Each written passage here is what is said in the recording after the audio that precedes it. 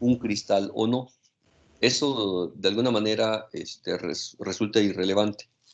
Y el gran chiste es que todos los elementos del sistema van a estar vibrando con esta frecuencia omega a la que se hace referencia, pero que va a ser única. ¿Quién sabe cuál sea? O al menos eso no es lo que nos interesa, pero hay esa frecuencia. Sabemos que por su existencia pues, no va a ser nula, así que los objetos que constituyen al sistema deberían de estar vibrando. Y tampoco estamos diciendo cuál es el intervalo de vibración, ni tampoco estamos diciendo cuál es el intervalo para las temperaturas. En ese sentido, se tiene suficiente libertad como para ir modificando el intervalo de temperaturas, que pensando en que va a ser una temperatura absoluta, pues comenzará desde cero y podrá crecer indefinidamente. Además, cabría pensar que el modelo como está propuesto, o sea, además de englobar a los sistemas cristalinos, que es digamos que nuestro objeto de interés, podría considerar también a los sistemas amorfos, siempre y cuando tuvieran esta posibilidad, ¿no?, de estar vibrando. Ven que inclusive es tan amplio el modelo que ni siquiera tenemos por qué estar trabajando con un sistema sólido. Podríamos tener otro estado de agregación, podríamos tener un líquido y el modelo debería seguir. El resultado de Dulong y Petit que les planteaba era específicamente para sólidos, ¿no? Entonces, en ese sentido, el modelo se acerca al resultado experimental, y lo que andamos buscando ahora es ver que efectivamente se ajuste de la mejor manera en todo el intervalo de temperaturas. En ese sentido es que yo les decía que cuando la temperatura tendía a infinito, sabíamos que la capacidad calorífica tenía que tender a 3NK, es decir, que se iba a hacer constante además, y que cuando tendía a cero, pues tendría que ir como el cubo de la temperatura, mínimamente como él, porque ya les había dicho al inicio que al menos para para los extremos. No. Para los materiales cuyo comportamiento eléctrico era el de un aislante, solamente existía este término, pero para los sistemas que tenían un comportamiento eléctrico conductor, adicionalmente iba a haber un término lineal con la temperatura.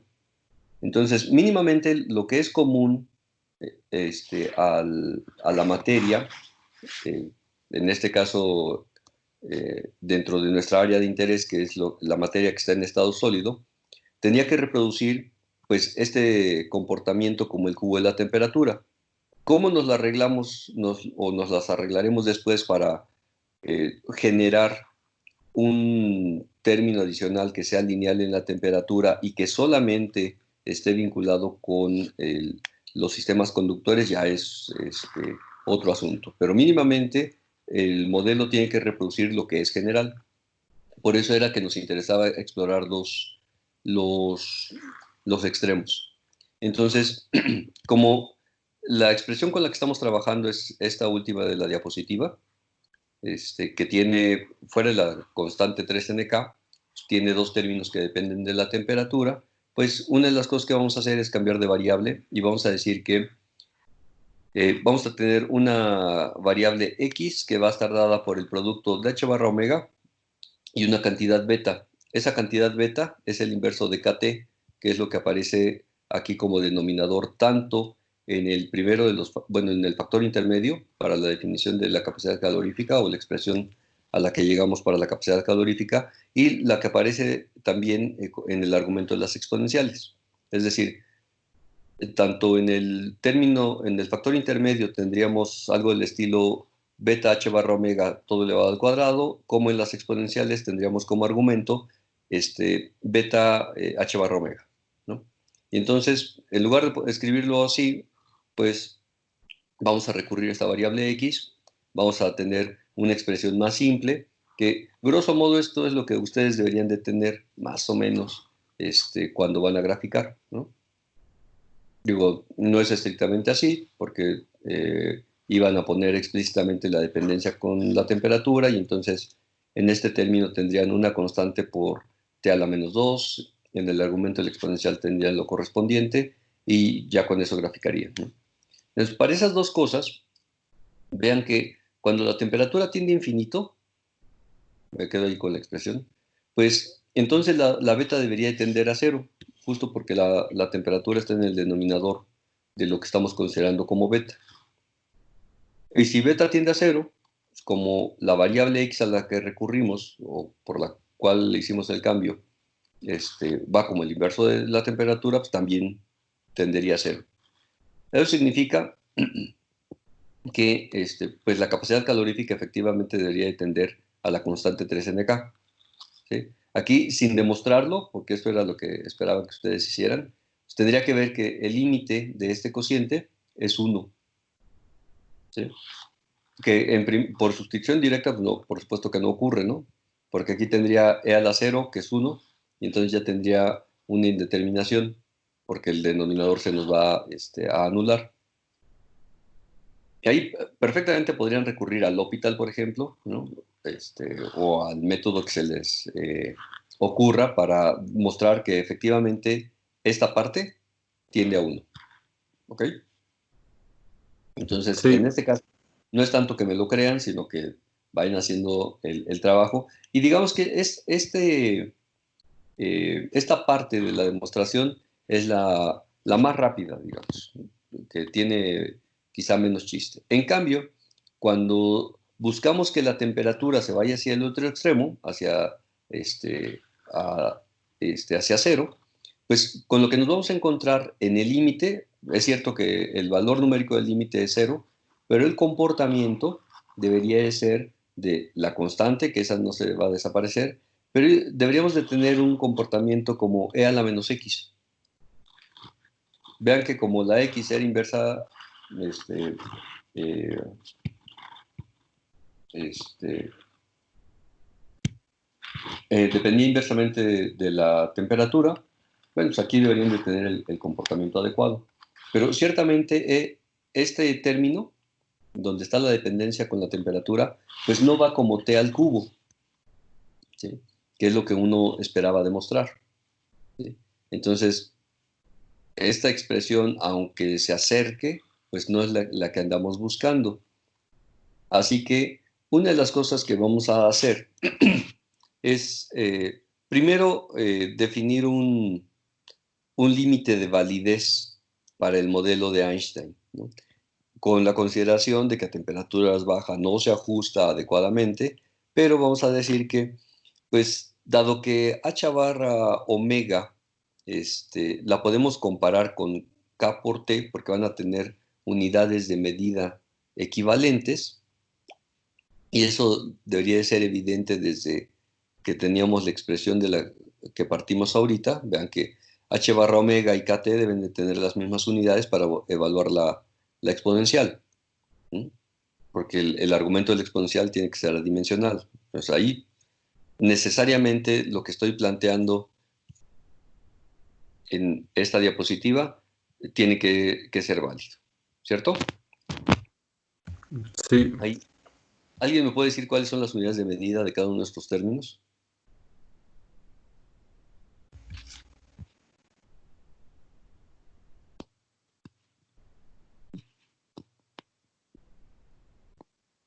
¿Nadie, nadie? Caloría mol Caloría mol. por temperatura, ¿no? Están bien complicadas, ¿no? No, es que, a ver dónde está.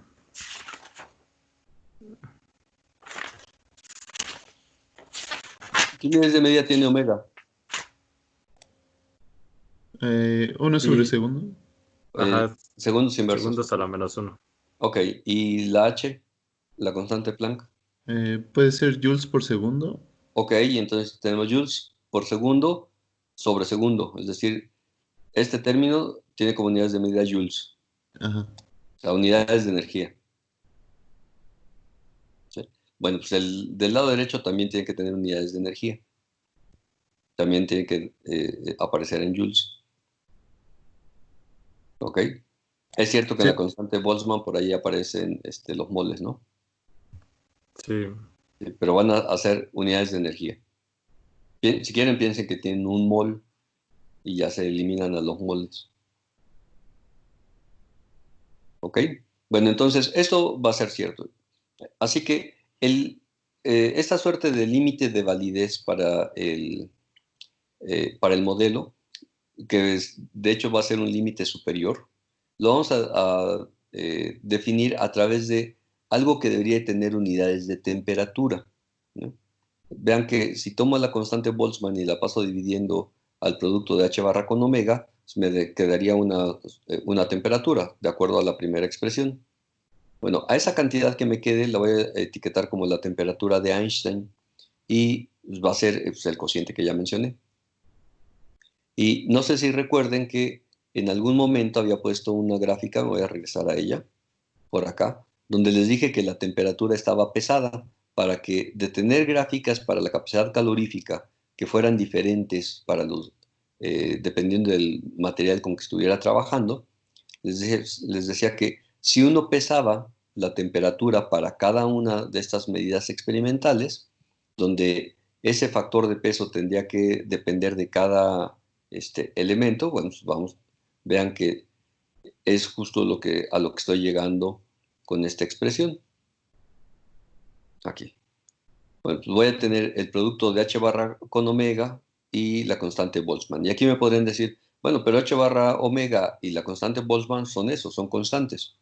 ¿Por qué dependiendo del material es que voy a tener una temperatura de Einstein distinta? Bueno, es porque eso dependerá de la frecuencia que asuma que es aquella con la que están vibrando los elementos de cada diferente pedazo de materia, ¿no? Es decir, si como en la gráfica superior tenía plata o tenía cobre o tenía aluminio o tenía diamante, la frecuencia de vibración de cada uno de estos diferentes tipos de átomos tendría que ser diferente. Y entonces eso me va a dar una temperatura de Einstein distinta para cada uno de ellos. Y esto me permitiría lograr de alguna manera normalizar las curvas para la capacidad calorífica que obtendría en cada caso. Vean que esto solamente va a ser una herramienta para poder hacer comparables cualitativamente las gráficas, pero no me va a modificar en absoluto el comportamiento ni a altas ni a bajas temperaturas. Es decir, específicamente a bajas temperaturas, el comportamiento de la capacidad calorífica va a seguir estando como E a la menos H barra omega sobre KT, ¿no? Que era el factor importante al que iba a tender la expresión.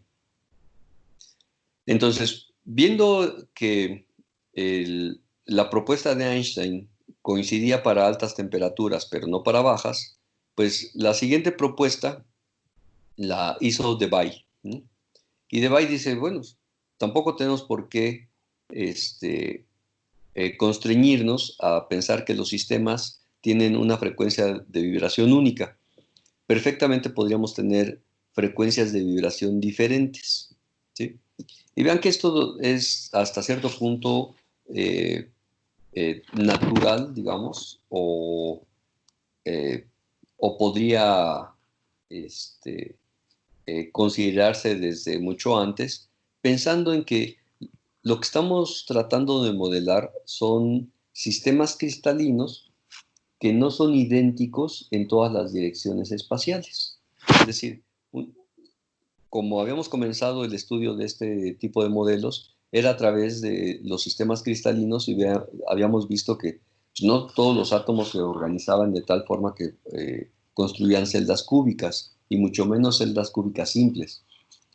Podíamos tener, aún siendo celdas cúbicas, las que eran centradas en el cuerpo, las que eran centradas en las caras, pero también podíamos tener sistemas que eran tetraédricos, ortorrómbicos, etcétera, ¿sí? Eso significa que al menos si uno cambiaba la dirección espacial en la cual estaba propagándose la perturbación a la que íbamos a someter al sistema, seguramente la manera en la cual el sistema iba a vibrar, pues tendría que ser diferente, mínimamente porque iban a tener espacios físicos distintos donde podrían vibrar estos átomos, porque los parámetros de red podían ser diferentes para cada una de las direcciones en las cuales hacíamos propagar estas perturbaciones. Así que pensando en esto, y si quieren pensando en que podríamos tener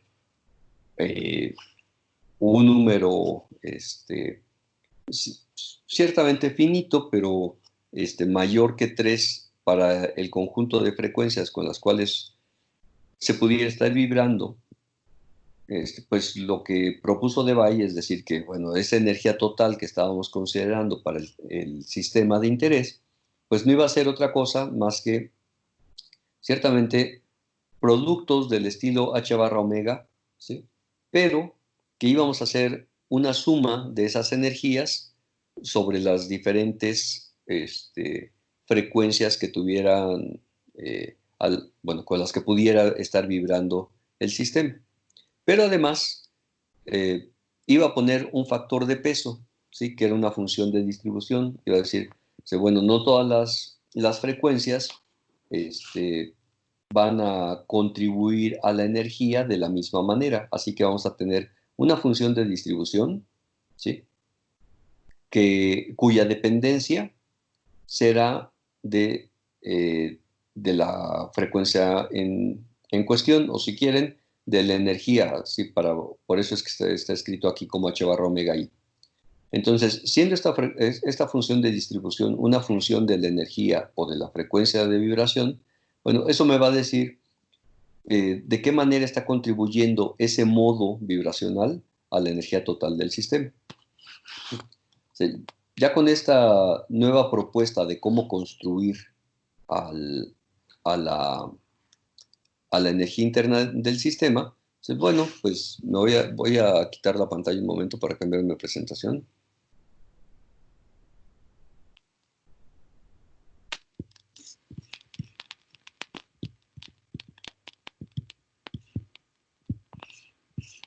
Profe, ¿y cómo miden la frecuencia a la que vibran los átomos? Si, por ejemplo, no sé, un osciloscopio de gama alta, pues no llegan a esas frecuencias que dicen de forma teórica. Sí, no van a medir directamente esa frecuencia. Lo usual es que son medidas ópticas o calorimétricas. Entonces, lo que van a hacer es, bueno, voy a estimular térmicamente al sistema, que tengo una fuente de calor, para la cual sé en qué frecuencia está emitiendo. Por ejemplo, podría estimularlo con infrarrojo, pero saber a qué frecuencia emite y tener control sobre esa frecuencia para ver la respuesta del sistema. En principio debería saber cómo es que transmite, porque la idea es que con este modelo de osciladores lo que estoy viendo es que el sistema permita que la información viaje en él. Entonces, de un lado voy a tener la fuente y del otro lado del sistema voy a tener el detector. Si son medidas ópticas, bueno, habrá que ver a cuáles responde, ¿no? Y a cuáles no responde. Que si recuerdan en la relación de dispersión, sabíamos que dependiendo del número de onda de la perturbación, podíamos ver cuáles eran las frecuencias que se iban a estimular en el sistema y que había intervalos de frecuencias no permitidas. Esta brechita la habíamos visto considerando que teníamos un sistema con 2 tipos de átomos, ¿no? Ese sería, digamos. Entonces, es óptico, puramente óptico, o sea, lo estimulan y ven a qué frecuencia emite y, o sea, qué tipo de luz emite, ya con eso ya pueden saber. Sí, óptico digamos que en general, porque ya que les dije infrarrojo, pues eso de óptica no tiene mucho, ¿no? Bueno, pero pues también hay láser de infrarrojo y esas cosas, ¿no? Claro, sí, así es. ¿Y Pero eso tiene que ver con luz termal o algo así? No. pues Pues en esas general, si es distribuciones. una onda periódica, ya todo lo etiquetas como luz, ¿no? Entonces puedes estar en el infrarrojo, en el visible, en el UV, con rayos X, con electrones, y cada uno de ellos tendrá una frecuencia asociada y es lo que vas a hacer interactuar con la muestra. Y vean que no se puede tener un solo equipo para medir en todo el espectro.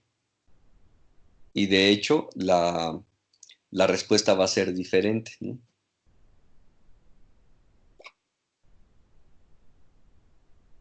Ah, ya.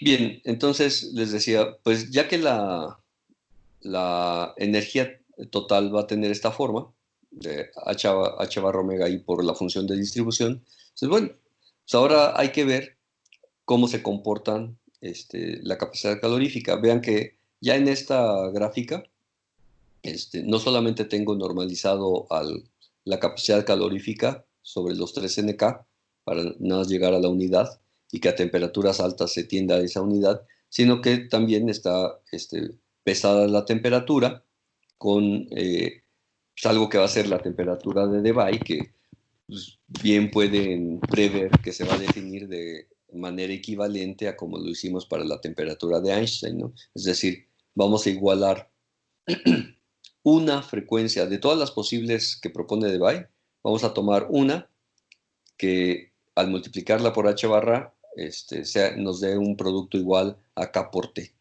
¿no? La cuestión en este caso será definir cuál es el criterio para definir eso, esa frecuencia que vamos a utilizar, porque ya Debye propuso más que una, ¿no? Entonces habrá que ver eh, cuál de todas ellas selecciona. Sin embargo, antes de abundar en eso, vean que en este caso, para un pedazo de materia específico, si uno grafica la propuesta de Einstein, que es la línea discontinua, contra la propuesta de Debye, bueno, ambas a temperaturas altas prácticamente están encimadas, ¿no? No hay mayor diferencia para la propuesta, pero conforme vamos bajando la temperatura, se van separando las curvas de tal suerte que hacia el final, la caída que tiene la propuesta de Debye es muchísimo más suave que la caída exponencial que sabíamos que íbamos a encontrar para Einstein, ¿no? Entonces, bueno, esta parte del espacio fase me la voy a saltar, no, bueno, es importante, pero no los voy a meter ahí en ese brete, tampoco en las ecuaciones de Hamilton, y me voy a seguir con... Entonces, una de las cosas que sabemos de la relación de dispersión era que cada una de las frecuencias que se estimulaba, dependiendo del número de onda de la perturbación que estábamos buscando que se propagara en el sistema de interés, únicamente era lineal cerca de k igual a 0. Si la k es cercana a 0, eso significa que la longitud de onda es muy grande, ¿de acuerdo? Porque el número de onda es inversamente proporcional con la longitud de onda. Y por otro lado, sabemos que la frecuencia es igual a la velocidad de propagación multiplicada por el número de onda.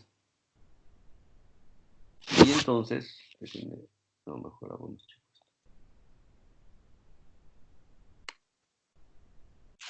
Y entonces, pues lo que vamos a hacer es pensar que existe un máximo para las frecuencias, tal que, pues si tengo la frecuencia máxima, voy a tener, cuando haga el producto de esa frecuencia con h barra omega, voy a tener la mayor de las energías con las que estaría Uy.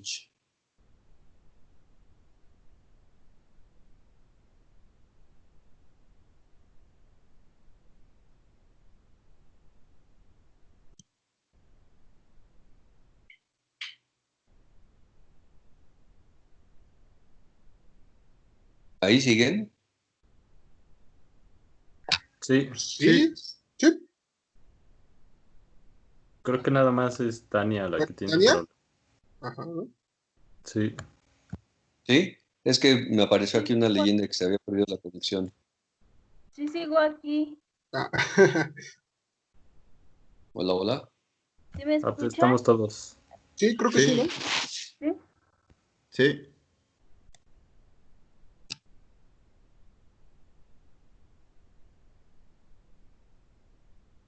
Bueno, cuando me hablan yo los escucho entrecortados.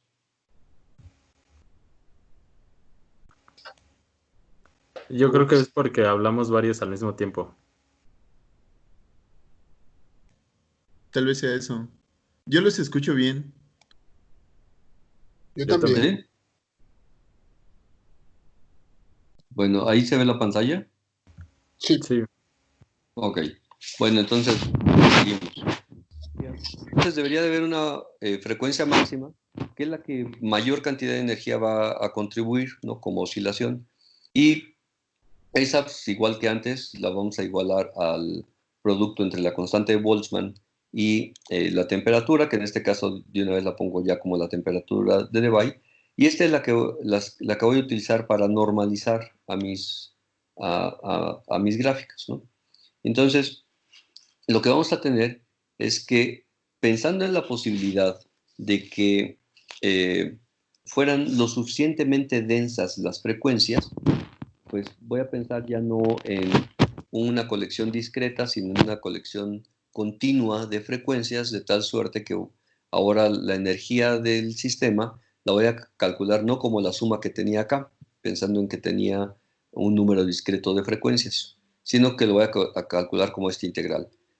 Corriendo, dado que todo depende de la frecuencia, voy a hacer el recorrido de las frecuencias desde cero, que en ese caso, bueno, ahora discuto las energías. Tendría una contribución nula de energía hasta la energía máxima que definí, o que asumí que existía, ¿sí? Y el resto del integrando, vean que es prácticamente lo mismo. Voy a tener la h barra por la omega correspondiente, siendo omega la variable de integración que acá aparece al final. Voy a tener una función de distribución, ¿sí? Y por otro lado, voy a tener una densidad de estados, es decir, como estoy asumiendo que ahora tengo una distribución continua, no un número discreto de frecuencias, voy a ver qué tan densas son esas frecuencias. Y por supuesto, la densidad, pues, tiene que ser eh, una función de la frecuencia. Entonces, eh, con esa propuesta, falta saber cómo va a ser de estados, y la otra es saber a qué frecuencia, a qué función de distribución recurrir. Entonces, en este caso, voy a recurrir a lo que se conoce como la función de distribución de Bose-Einstein. Y el motivo es que cuando uno hace estadística para objetos, entre comillas, de este estilo, uno debe considerar si todos ellos podrían vivir en el mismo estado o no, o si hay alguna restricción. Y quizás lo que tengan presente es el hecho de que cuando se tienen electrones, ustedes saben que ellos no pueden vivir en el mismo estado, y eso nos lo plantean desde que uno está en la secundaria, a través de esta restricción que enuncian a través del hecho de que los electrones no pueden tener el mismo conjunto de números cuánticos, ¿no? Que pueden tener, de los 4 números cuánticos que nos presentan, que eran el n, el l, el m y el s, se podrían tener 3 de ellos idénticos, pero el último tiene que ser diferente, ¿no? Y con el último, pues introducen al spin. Entonces pueden vivir en el mismo estado hasta que llegan a la cuestión del spin y eso tiene que cambiar, ¿no? Pero hay partículas que sí pueden vivir en el mismo estado, ¿sí?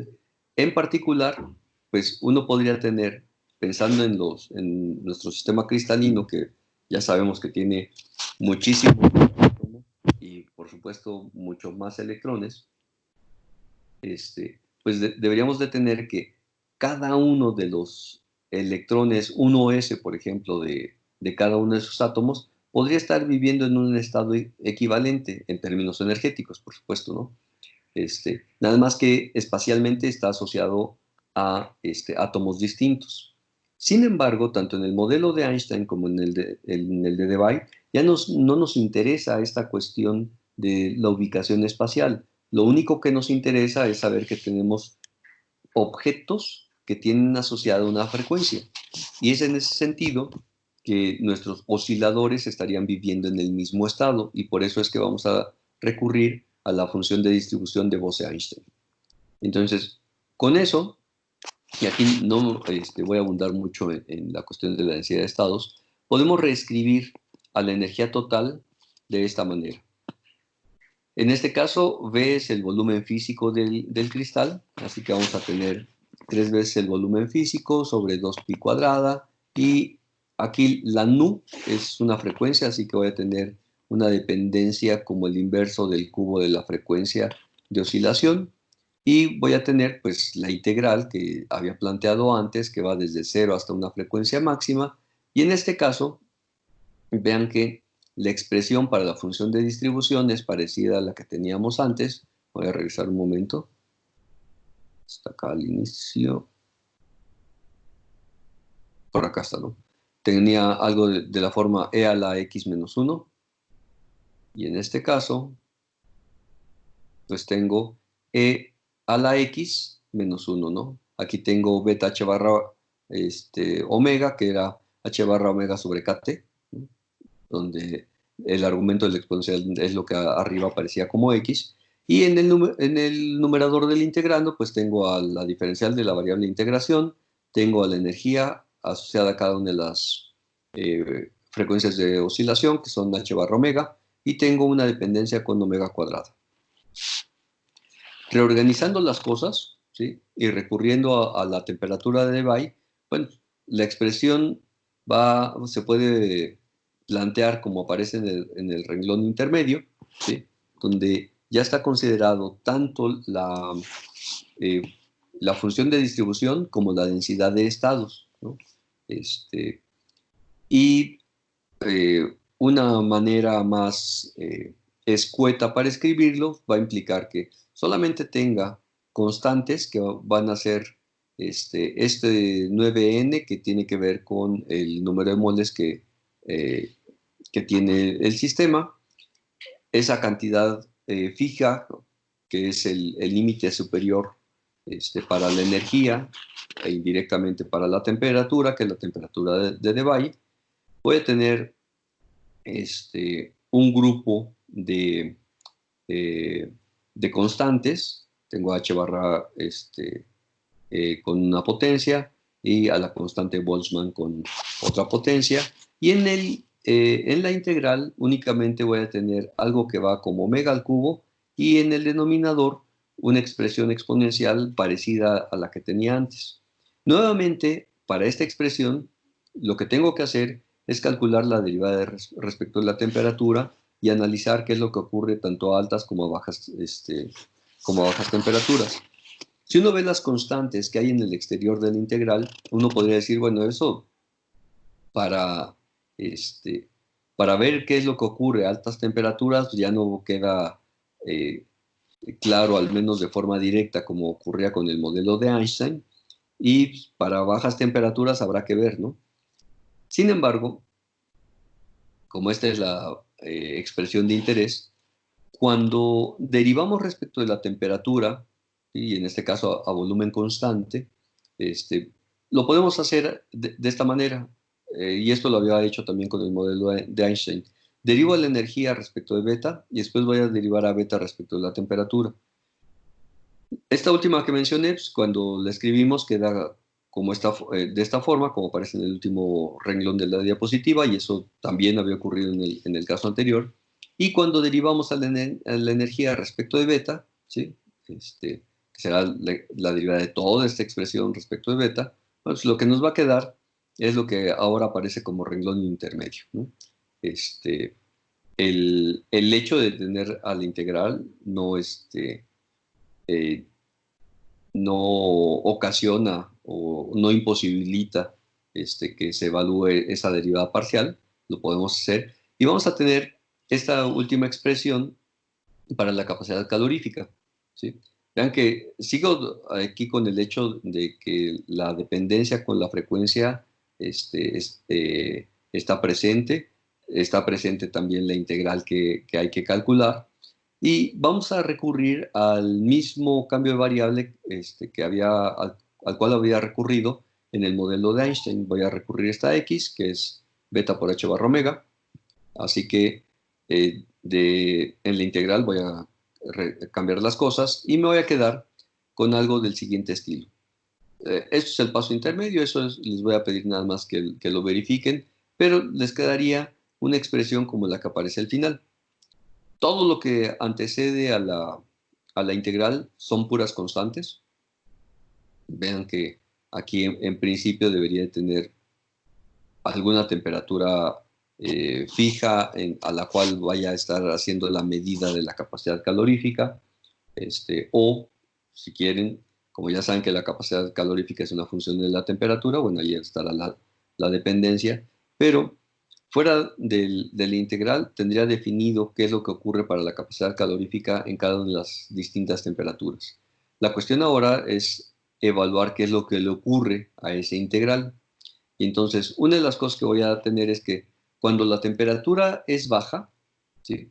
Lo que voy a tener, o lo que esperaría, si me estoy acercando a cero, es que esa temperatura es mucho menor que la temperatura de Debye. Recuerden que la temperatura de Debye me estaba definiendo la máxima energía o la máxima frecuencia con la que podían vibrar los elementos que constituyen al sistema.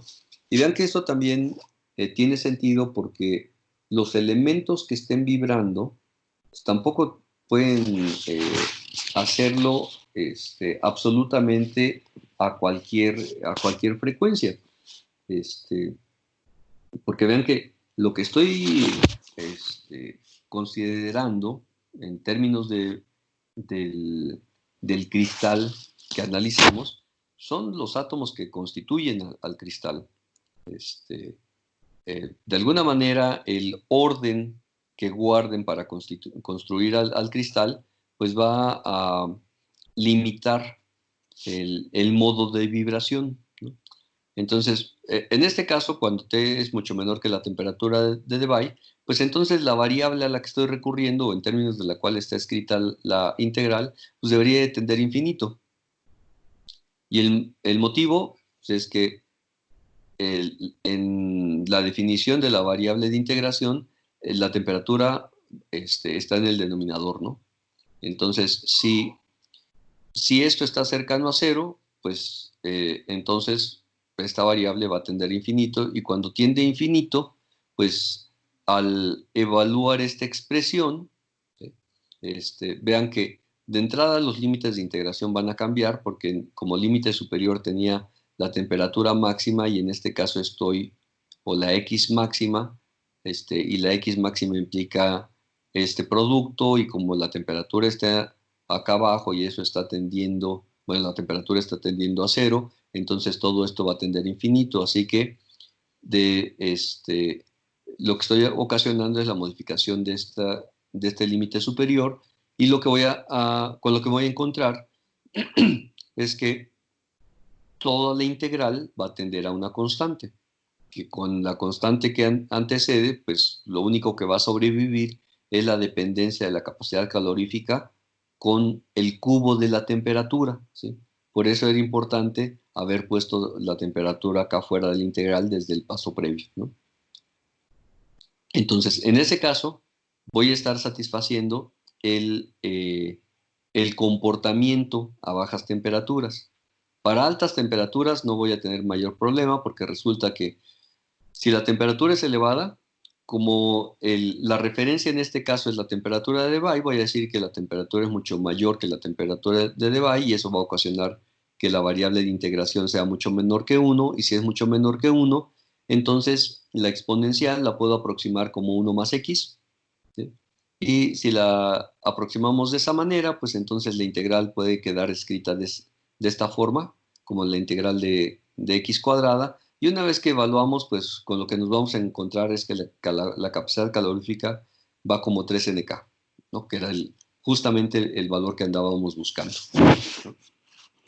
Entonces vean que en este caso la solución para el modelo, pues la solución en términos de reproducir los comportamientos,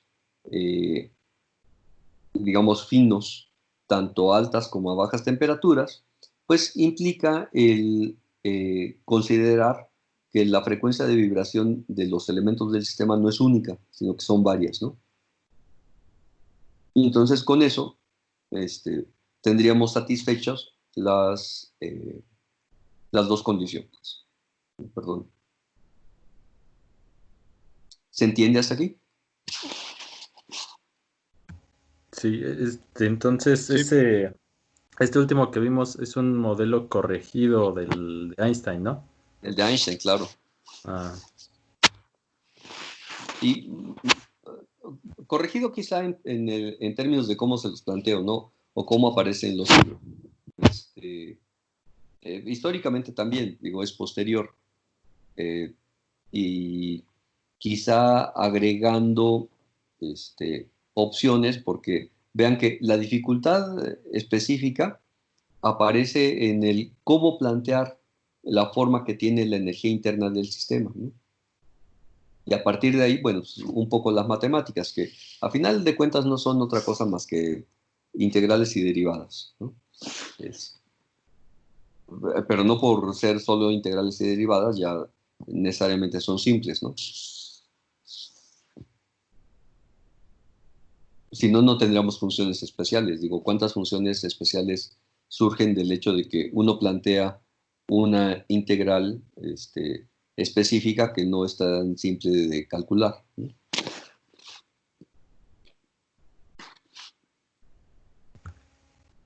Algo en un libro vi que después de esto sacaban el tema sobre el tide binding, ¿o cómo es? Ahí va, Andy.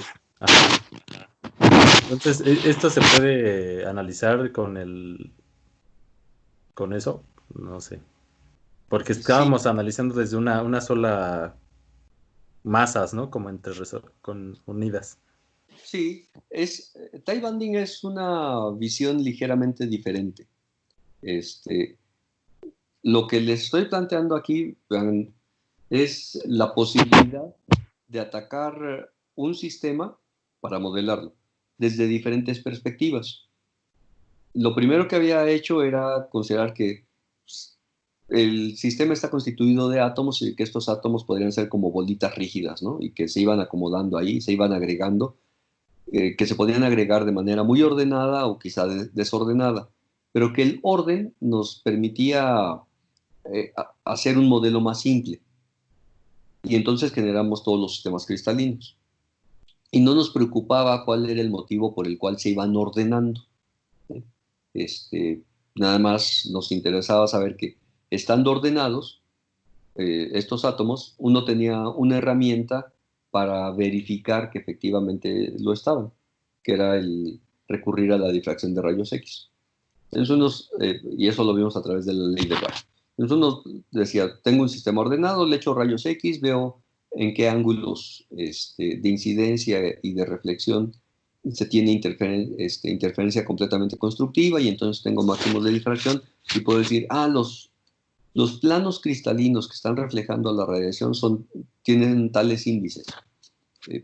Es la evidencia de que están ordenados los átomos al haberse agregado, pero que además me permite referirme a planos cristalinos específicos. con esa técnica. Después dijimos, bueno, pero no todo en la naturaleza es sólido primero y después es cristalino.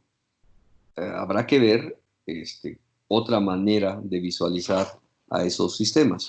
Entonces, la propuesta de Einstein es decir, bueno, si los átomos estuvieran pegados como si tuvieran resortitos, los puedo analizar como si fueran osciladores. Ahora, ¿por qué recurre a esta idea? Porque uno sabe que cuando modifica la temperatura de un objeto en estado sólido, independientemente de que esté ordenado o no el conjunto de átomos que lo constituye, sabe que el objeto se dilata o se contrae dependiendo de la modificación de temperatura, ¿no? Entonces, bueno, lo más natural es pensar que si los átomos estaban unidos como si fueran resortitos, cuando les cedo energía, esos resortitos la van a ir acumulando, ¿no? Y lo que voy a ocasionar en ellos es que vibren con mayor amplitud. Ahí tiene sentido el visualizar de esa manera al sistema. Insisto, lo estoy modelando, no es que así ocurra, pero al analizarlo de esa forma puedo llegar a un resultado, que es a lo que llegó Einstein, ¿no?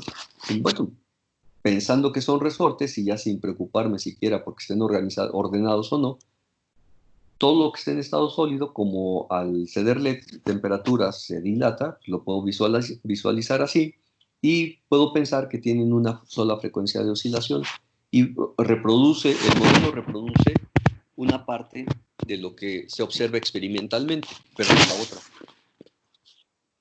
Pero vean que cambió la perspectiva. Ya no nos interesaba la ubicación espacial de los objetos. Lo que nos interesaba era que cada uno de ellos se podía comportar como una entidad que tenía asociada una frecuencia de oscilación omega. Y sobre eso hacíamos el análisis. Cuando llega Debye, no cambia de paradigma, dice, sí, siguen siendo osciladores, pero son osciladores que no tienen por qué tener frecuencia única, pueden tener varias, ¿no? Entonces, vamos a ver qué es lo que modifica esa variedad de frecuencias en términos de una medida específica que puedo hacer, que es la de la capacidad calorífica, ¿sí? Y vean que las medidas experimentales son distintas. En el anterior hacía medidas para ver la organización y la hacía a través de rayos X.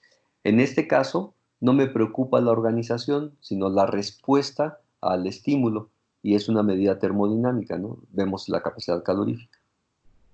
Al inicio me preguntaban, ¿y cómo veo la interacción de la luz en general con el sistema? Bueno, tengo que ir cambiando de experimento, ¿sí? Y dependiendo del experimento es el estímulo que voy a ver, bueno, que voy a utilizar, y la respuesta que voy a identificar, ¿no? Ya. ¿Aclara las cosas? Sí. Bueno, pues, ¿alguna otra pregunta? Vamos a ver lo del tie binding. Ah, perdón, eso se me pasaba. Bueno, entonces, para llegar a tie binding, lo que se va a hacer ahora es considerar una perspectiva desde la cual lo que nos interesa es la movilidad o no de los electrones. Porque así como colé en algún momento esa diferencia de comportamiento eléctrico, que aquí no está planteada,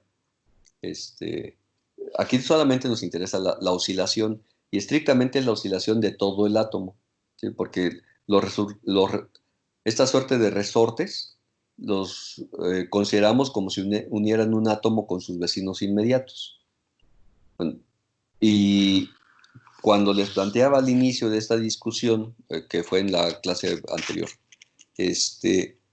el comportamiento eléctrico, habíamos visto que dependiendo si se trataba de un aislante o de un conductor, en estos últimos teníamos dos contribuciones, que la única que era común a ambos era el comportamiento cúbico con la temperatura.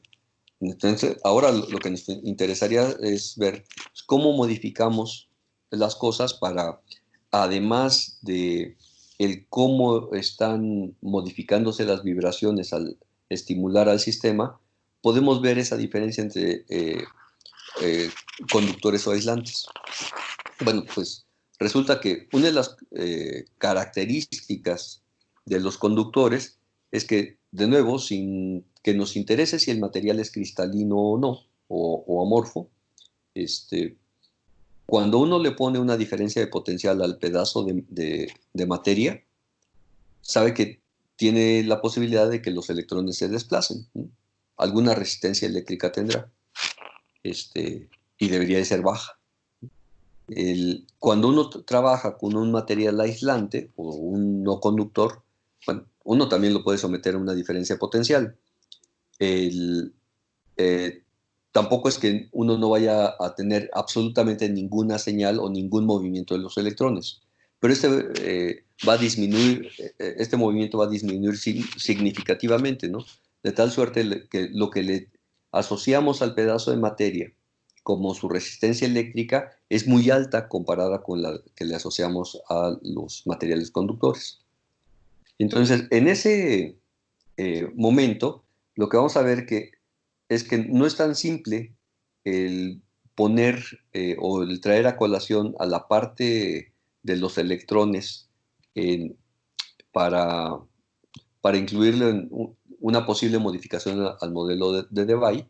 Y entonces vamos a decir, bueno, pues, si tenemos un pedazo de materia que está en estado sólido y que además es cristalino, vamos a separar las descripciones hablando por un lado de la red cristalina, ¿sí?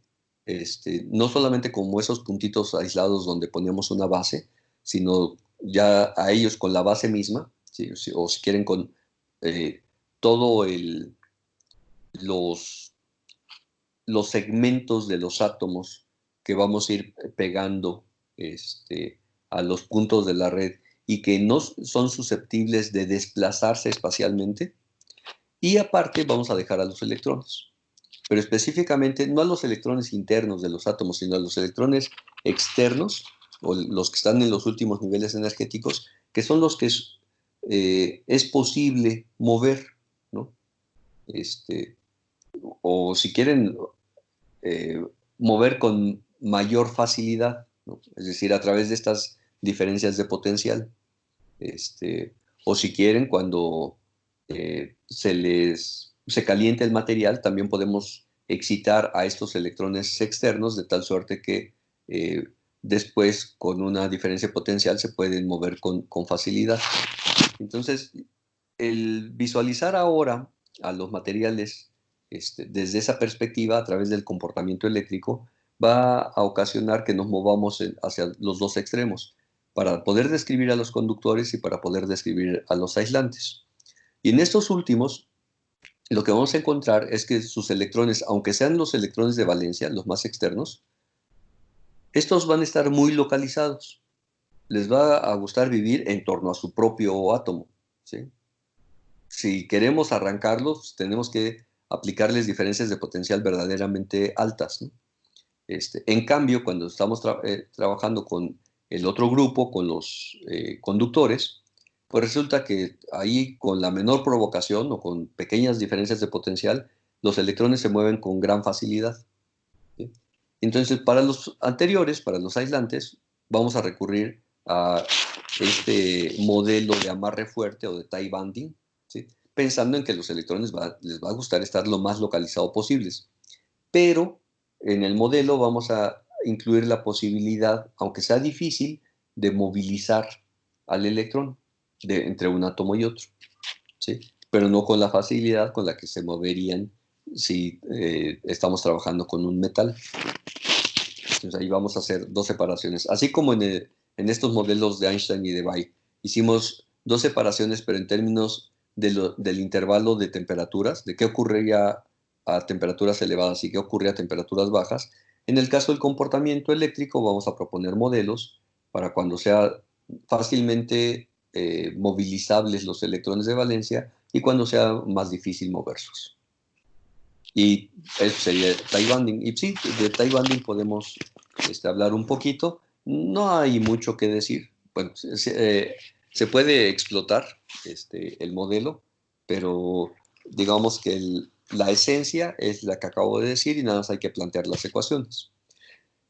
Quizá el punto relevante es que para generar ese nuevo modelo, aunque estemos hablando del mismo objeto físico, pues estamos cambiando la perspectiva desde donde hacemos el análisis. Y hace tiempo se los comentaba en términos quizá de lo que ocurre con los médicos. Los médicos, aunque tengan el mismo objeto de estudio, que será una persona, pues la pueden ver desde diferentes perspectivas, ¿no? Si quien está revisando una persona es un oftalmólogo, ¿sí?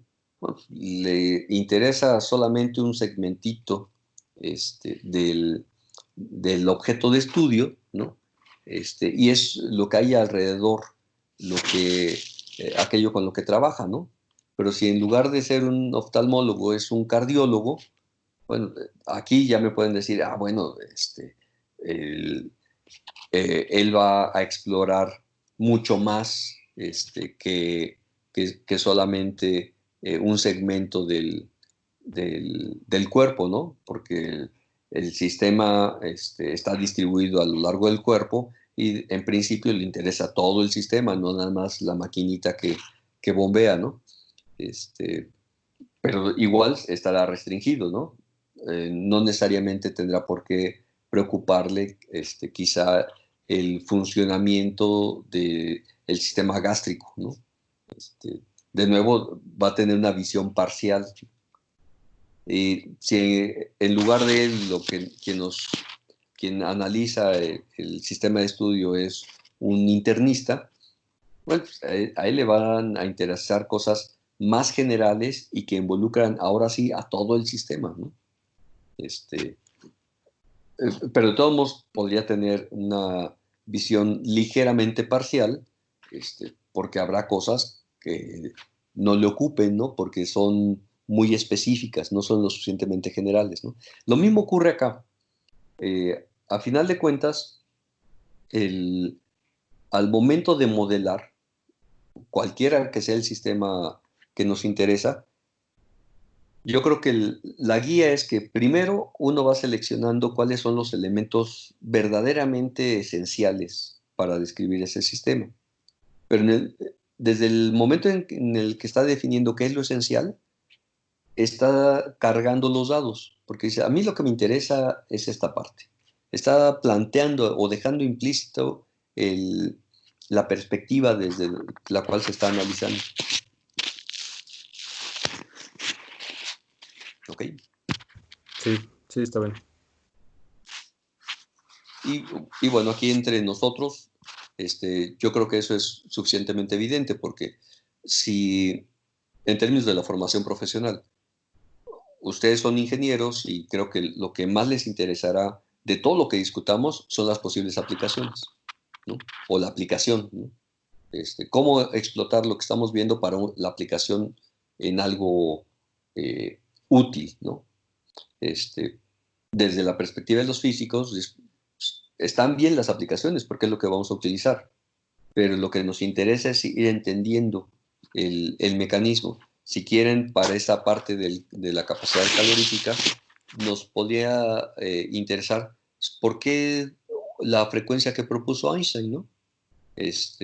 O por qué las múltiples frecuencias que propone Debye, ¿no? O como preguntaron al inicio, o vinculado con lo que preguntaron al inicio, ¿y a qué se debe cada frecuencia? ¿A qué se debe la multiplicidad de frecuencias? Pues lo podríamos haber visto desde la relación de dispersión, que sabíamos que dependiendo del estímulo, la respuesta era una u otra. Pues, es decir, eran frecuencias diferentes. Pero habíamos visto en la misma relación de dispersión que un estímulo podía generar más de una respuesta en el material. Entonces ahí uno puede tener el respaldo para Debye y decir, bueno, ya ven cómo las frecuencias pueden ser diferentes. Aún si tienes un solo estímulo, puedes tener más que una frecuencia. Si además te interesa describir todas las posibilidades para todas las temperaturas, pues por supuesto que va a haber muchísimas frecuencias. Sin embargo, ahí no sabemos todavía cuál es el origen de esa manifestación, o si quieren el por qué vibran los objetos. ¿Sí? Que eso tampoco es fundamental para generar el modelo. O sea, uno lo propone en términos de lo que puede manipular o lo que puede, con aquello con lo que puede trabajar, pues. O sea, manipular en el sentido del trabajo, no de que lo amañe, ¿no? Sino que logre trabajarlo para llegar a resultados comparables con el experimento. ¿Ok? Sí, gracias. ¿Algo más? Pues yo no. Acerca de las funciones de distribución, ¿dónde lo podríamos investigar? Ay, yo quedé de enviarles, híjole. Les envío ahora el libro. Es que ese no lo tengo aquí, lo tengo que bajar de la Dropbox. Y les digo cuál es el capítulo. O si tienen acceso al texto, lo pueden ver en el McKelvey de Física del Estado Sólido y Semiconductores, que esta parte de las funciones de distribución la trae en un capítulo. Es un muy buen resumen, creo yo, de lo que sería el inicio de un curso de mecánica estadística. Pero se los envío ahora, en cuanto corte la sesión de Skype, y me muevo al correo y bajo de la drop el texto y se los adjunto. Sí, gracias. ¿Alguna otra cosa? Creo que Pues no. creo que no. No, Nada más antes, ¿tengo la cuenta, el correo de todos? Sí, sí, Porque me han enviado Sí. cosas, ¿verdad? Sí. sí. sí. Sí, Ok. O depende, pesa mucho el libro. Igual y Sí. por WhatsApp, ¿no? Nos llega a todos. No sé. Ahora veo. Ok. Sí, ahora lo veo. Entonces, por cualquiera de las dos les llega ahora. Sí, Sí, ok. gracias. Gracias. Ok. ¿Alguna otra cosa? creo que no. No. Bueno, pues entonces por hoy ahí le pararíamos y nos vemos en 8 días, ¿cierto? Sí. Ah, sí. Sí. Sí. Bueno, Cierto. entonces en un rato más me comunico. Vale, Sí, gracias, Doc. gracias. Ok, gracias. Órale, que les Gracias. vaya bien. Hasta Cuídense. luego. Hasta luego. Hasta Gracias. luego, igualmente.